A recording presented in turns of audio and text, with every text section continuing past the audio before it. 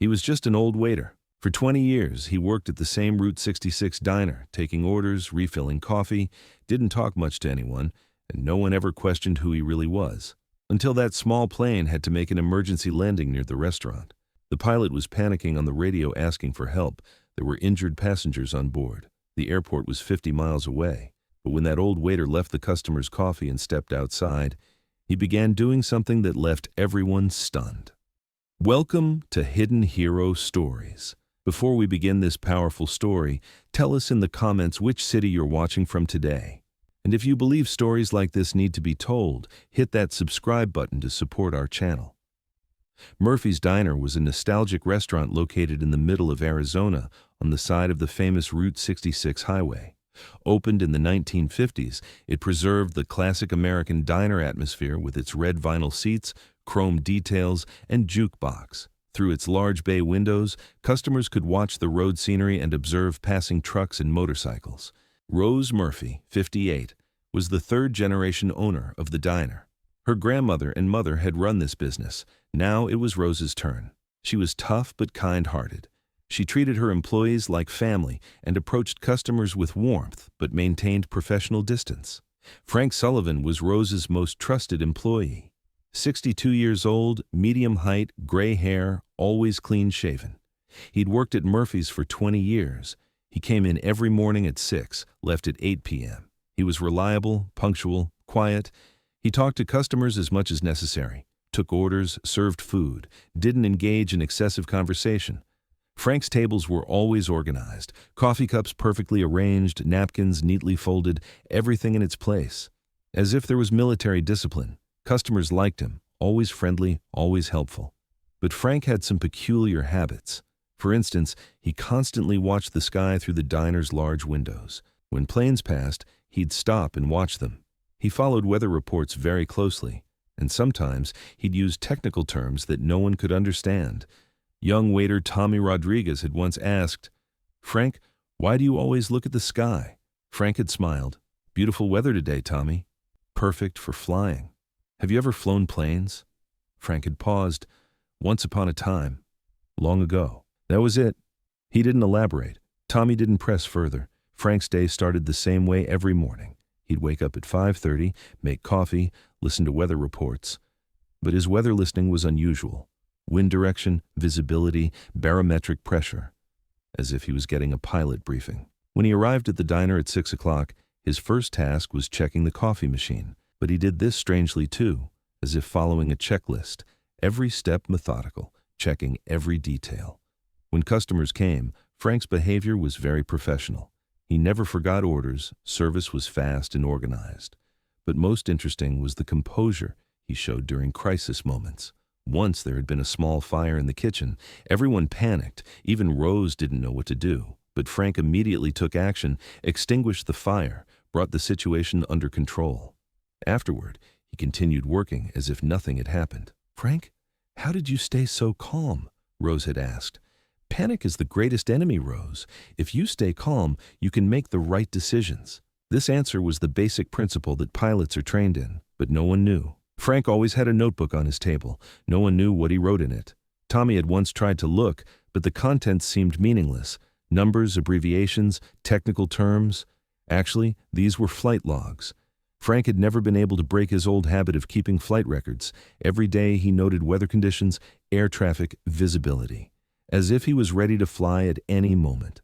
Rose sometimes wondered about Frank's past. He spoke very educated, was knowledgeable about technical subjects, but never mentioned where he came from. "Frank, what did you do before this job?" she had asked one day.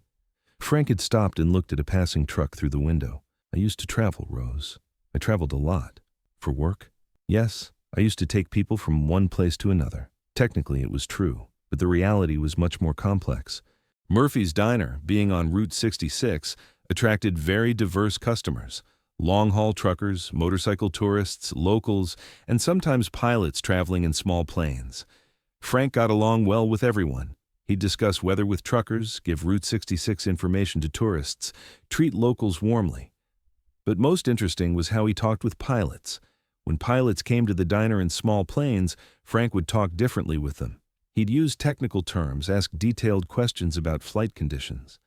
Pilots would be surprised at first, then amazed by Frank's aviation knowledge.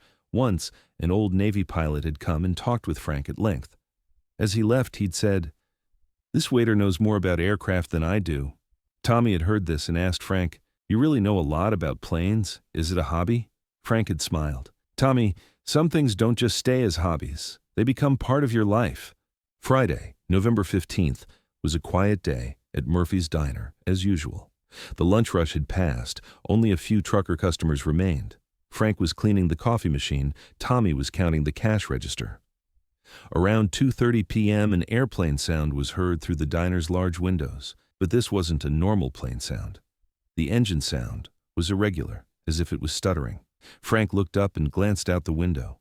A small single-engine plane was passing very low, and the engine sound was indeed problematic. "Rose!" Frank shouted. "That plane is in trouble!" Rose came running. "How can you tell?" "Engine sound. It's stuttering. It's going to try an emergency landing." Just then the plane passed a second time, even lower. This time everyone saw it. Smoke was coming from the plane. Tommy picked up the phone. "Should we call 911? "Too early," Frank said. "Let's see what it's going to do first." Frank was observing the plane's pilot behavior. During the second pass, the pilot was scanning the area, looking for a landing site. Frank calculated in his mind. The nearest airport was Flagstaff, 50 miles away. With that engine noise, it couldn't make it there. "It's going to try to land here," Frank said. "Where?" Rose asked. Frank looked out the window. Behind the diner, there was a straight piece of land running parallel to Route 66. Not asphalt, but level. It could be used for emergency landing. The backfield. If the pilot is experienced, he can land there. On the third pass, the plane was indeed surveying the backfield. Frank's guess was correct. Frank went outside. The plane was making its fourth circle, preparing for landing approach. Frank could tell from the plane's behavior that the pilot was experienced, but he could also see the situation was critical. When the plane began final approach, Frank pulled out his radio. Murphy's Diner had an emergency radio, always necessary on Route 66. "Cessna aircraft, this is Murphy's Diner. Do you copy?" The response came, "Murphy's Diner, Cessna 627 Alpha. We're making an emergency landing. We have engine failure." The pilot was a woman, young and experienced from her voice, but she was panicking. 6-2-7- Alpha, stay calm. Backfield is suitable for landing. Wind 5 miles per hour from southwest. I can guide you. "Who are you? Are you a controller?" Frank hesitated. "Yes, I can help you. Let's talk through the approach." Frank automatically began using old pilot jargon. His 25 years of experience was kicking in. 6-2-7- Alpha, are you ready for landing?" "Yes, but losing engine power, losing control." Frank observed the plane's position. Angle too steep, approach speed too high. If it landed like this, it could crash. 6-2-7- Alpha, correct your angle. Put flaps to full. Keep your speed at 70 knots. How do you know these terms? This isn't the time for questions. Trust me. I've flown the same type aircraft for years. Frank's voice was so authoritative that the pilot immediately followed instructions. Rose, Tommy, and other customers watched Frank in amazement. Who was this man? 6-2-7- Alpha, have you completely lost left engine? Yes, only battery power. Understood. We're doing single-engine emergency landing. Read your altimeter. 2,800 feet, Frank quickly calculated in his mind. Altitude, distance, glide ratio. The math was automatic, even after 25 years. Perfect. You can make the landing, steady approach, flare at the last moment. The plane was approaching. Frank was giving professional instructions with his radio, as if directing from a control tower. 6-2-7- Alpha, 200 feet, 100 feet, 50 feet. Flare now. The plane touched the ground. Not hard, controlled. The pilot had executed Frank's instructions perfectly.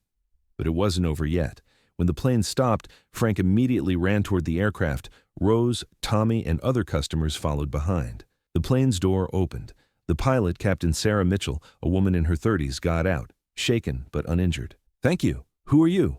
Are you from the control tower?" Frank smiled. "No, just someone experienced." But then cries for help came from inside the plane. There were 2 passengers, 1 injured. Frank entered the plane. One of the passengers, James Parker, had an injury to his leg due to the seatbelt getting stuck. The other was in shock, but in good condition. Frank used his first aid knowledge to stabilize the injured person. Then he turned to Sarah. "Captain, do you have a manifest? What was your fuel status?" Sarah was surprised. "Who are you really? How do you know these terms?" Frank looked at her. There was no point hiding it anymore. "Captain Mitchell, I was once a pilot too.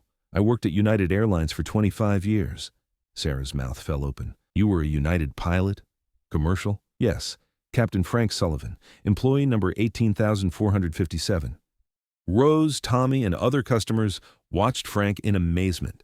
This man had been working among them for 20 years, but they were just learning his true identity. "Frank," Rose said, "you were an airline pilot? Why didn't you ever say—" Frank answered while helping carry the injured passenger to the diner.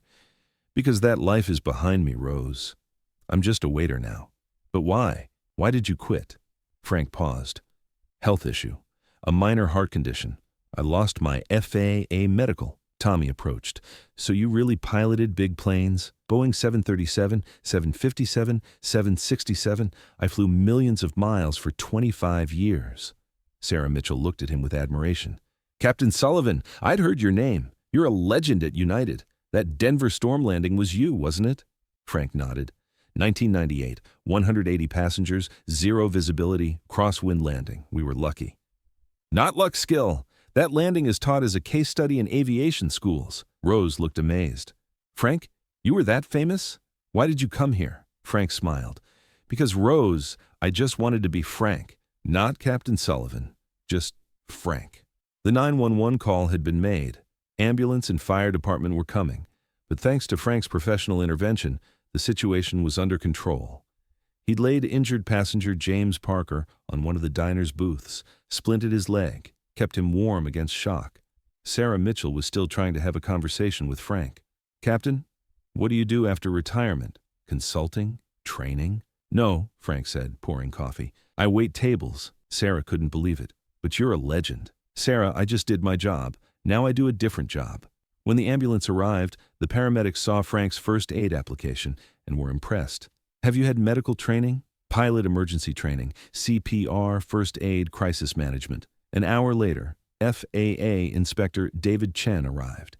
He was going to conduct an investigation for the accident report. According to Captain Mitchell's statement, a ground controller helped. Who was that person? Sarah pointed to Frank. "This gentleman, Captain Frank Sullivan, retired United pilot." Chen looked at Frank. "Captain Sullivan, I've seen your records. Perfect safety record, commendations for emergency landings. What are you doing here?" Frank paused as if joking. "I'm waiting tables, Mr. Chen." When the news reached local TV, reporters flocked to Murphy's Diner. News came out with headlines like, "Hero Waiter Saves Airplane," but Frank didn't want to give interviews. "I'm just a waiter," he kept saying. "I did what anyone would do," but no one believed this, because anyone wouldn't know how to land a plane. Former colleagues from United Airlines began coming. Pilots, flight attendants, ground crew. Everyone wanted to see Frank. Rose was amazed. "Frank, you were very loved. Why didn't you ever contact them?" "Because, Rose, I had built a different life. The Frank who belonged to them didn't exist anymore." Tommy approached him. "Frank, but you lost so much. Big salary, prestige, travel." Frank looked at him. "Tommy, I didn't lose anything. I made a choice. I chose to live a normal life here, with you." A week later, the FAA district manager visited Frank. He brought a special commendation. "Captain Sullivan, for the heroism and aviation expertise you showed as a civilian, we're giving you the FAA Civilian Hero Award." Frank accepted the award, but hesitated. "Was this necessary?" "Captain, you continue to serve the aviation community even after retirement. You deserve this recognition." The ceremony was held small, at Murphy's Diner. Local people, United pilots, FAA officials, everyone came. Frank's words when accepting the award moved everyone. "This award isn't just mine. It belongs to Rose, Tommy, the Murphy's Diner family, because they taught me that I'm valuable even when I'm not being a pilot." A month later, everything had returned to normal. Frank still worked at the same diner, still served the same coffee, but now everyone knew that sometimes the greatest experts work in the most ordinary-looking jobs. Sarah Mitchell had her plane repaired and came back to thank Frank. "Captain, I don't know how to thank you." Frank smiled. "Sarah, you're a good pilot. You stayed calm in the emergency, followed instructions. I just shared experience. But why do you work here? You could return to aviation, training, consulting. Frank watched Route 66 through the window. Sarah, I lived above the clouds for 25 years. Now I want to live on Earth among people. Tommy approached. Frank, don't you regret it? Don't you miss flying? Frank looked at him. Tommy, I'm still flying, just differently. This is my new cockpit. You're my new crew. Rose laughed with tears in her eyes. Frank, you're our most valuable pilot. Frank still works at the same Murphy's Diner. He still wears the same apron, serves the same coffee. But now everyone knows that sometimes the greatest masters find themselves in the smallest jobs. And maybe today, you passed by a master without noticing. Tell us in the comments, have you ever encountered such a hidden master? Someone you thought was ordinary but then learned their true identity?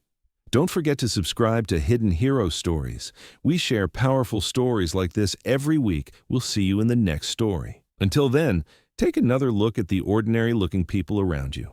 Maybe they have expertise you never knew about.